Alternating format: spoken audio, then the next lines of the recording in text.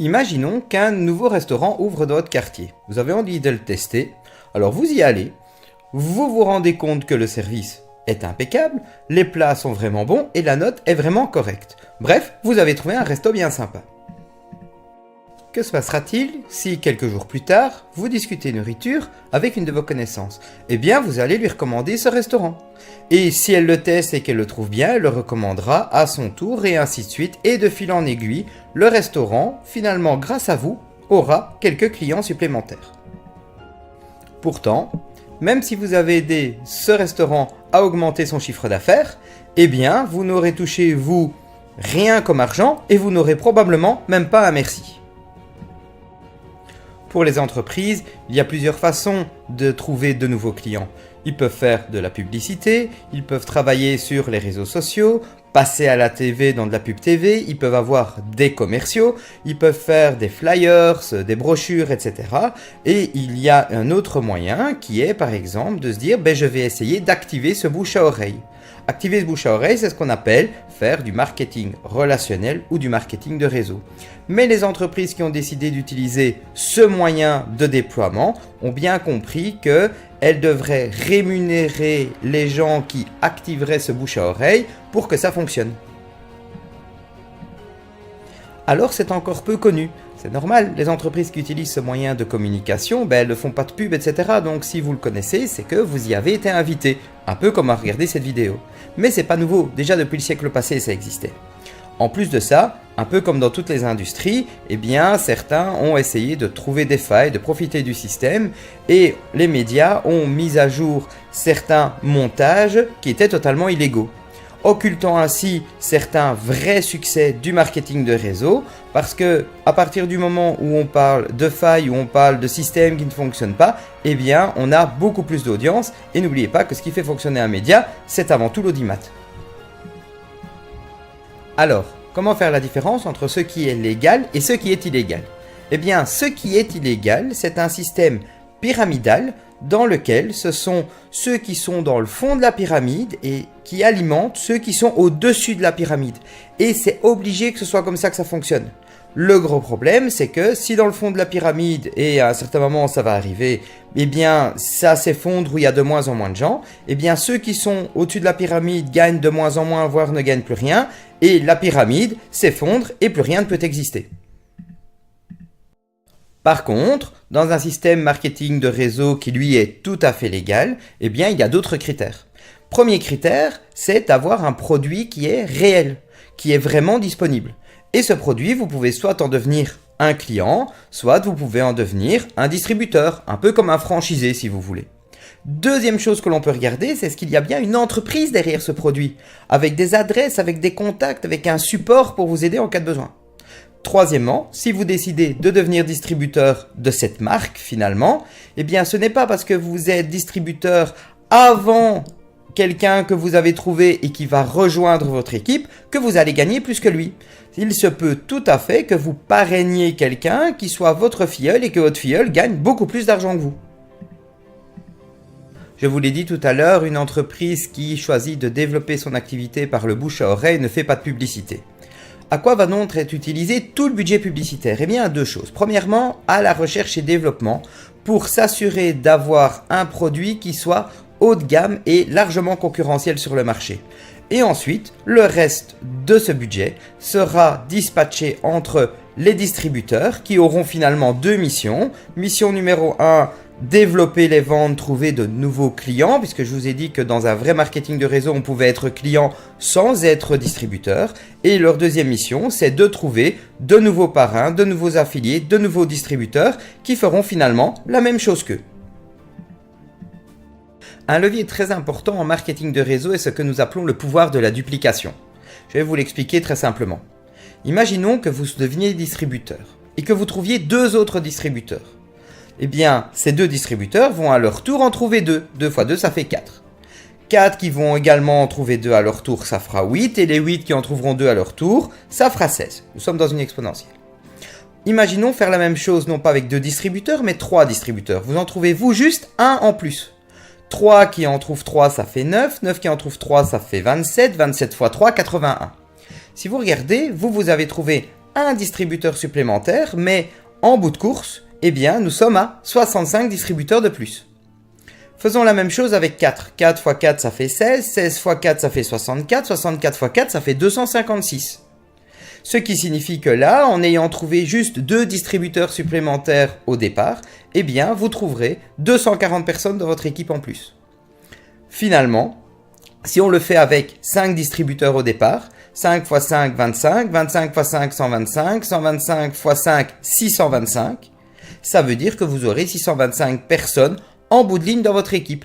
Mais si on regarde bien, si on doit faire le total des personnes qui seront dans votre équipe, eh bien, il faut faire les 5 que vous avez trouvés, plus les 25, plus les 125, plus les 625.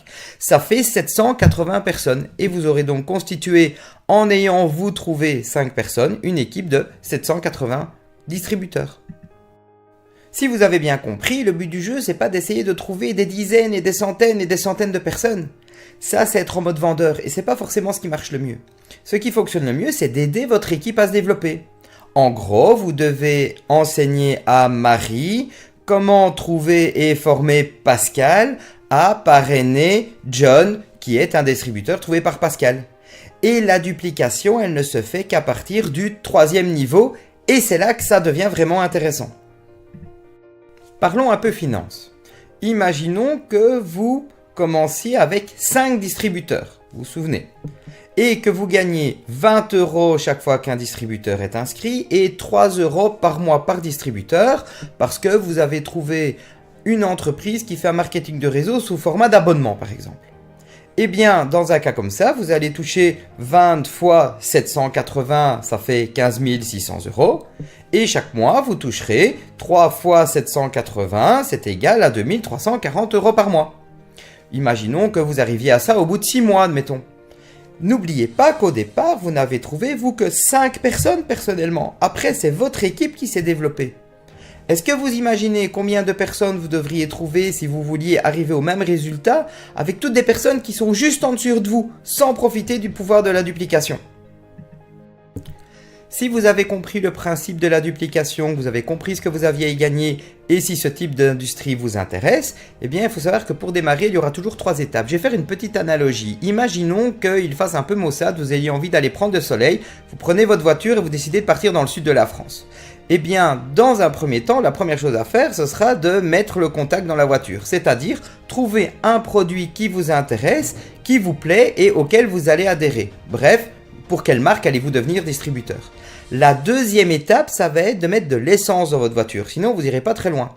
Alors, mettre de l'essence, c'est-à-dire comprendre comment fonctionne le produit, comment il se distribue, peut-être l'essayer vous-même. Troisième étape, eh bien, vous avez mis le contact, vous avez de l'essence, eh bien, vous pouvez passer la première vitesse, c'est-à-dire commencer à trouver vos premiers filleuls. À partir du moment où vous aurez trouvé vos premiers filleuls, eh bien, il sera temps d'enclencher la deuxième, c'est-à-dire leur expliquer comment ils doivent faire eux-mêmes pour trouver leur filleul à eux, c'est-à-dire faire la même chose que vous. Et quand ils auront trouvé leur filleul à eux, vous devrez leur expliquer, c'est la troisième vitesse, comment ils doivent faire pour leur expliquer comment, eh bien, leurs filleuls doivent encore de nouveau se développer, et ainsi de suite. À partir du moment où vos filleuls auront trouvé leur N+2, comme on dit, eh bien, c'est à ce moment-là, la duplication commencera à se mettre en route et vous pourrez leur passer le relais parce que votre arbre, finalement, va continuer à se développer et vous n'aurez plus qu'à faire, finalement, de la gestion et les aider d'un point de vue plus global. Et quand vos filleuls auront atteint le niveau de la duplication, eh bien, il vous suffira de recommencer à parrainer, trouver de nouvelles personnes et redémarrer avec eux. Quels sont les avantages d'une telle industrie ? Eh bien, premièrement, c'est que la mise de départ est généralement très faible. Normalement, en dessous de 500 €, vous devez pouvoir démarrer. Pensez que si vous vouliez une franchise type McDonald's, Subway, Starbucks, vous êtes à plus de 100 000 € rien que pour pouvoir utiliser leur marque. Deuxième chose, vous allez avoir tout pour démarrer, vidéo, présentation, PowerPoint et vous allez être accompagné. Ensuite, sachez que vous deviendrez votre propre patron, vous aurez votre propre business et donc ça vous permettra de gérer mieux votre agenda, de gérer mieux vos disponibilités. Généralement, c'est également très facile de démarrer. Si vous avez envie de démarrer dans l'heure, techniquement, eh bien c'est assez simple. Ensuite, vous allez avoir 3 types de revenus. Premièrement, et là vous l'aurez à tous les coups, un revenu direct. Chaque fois que vous trouverez soit un nouveau client, soit un nouveau distributeur, eh bien vous toucherez une commission. Dans certains systèmes de marketing de réseau les plus avancés, les plus intéressants, vous aurez aussi ce qu'on appelle des revenus passifs.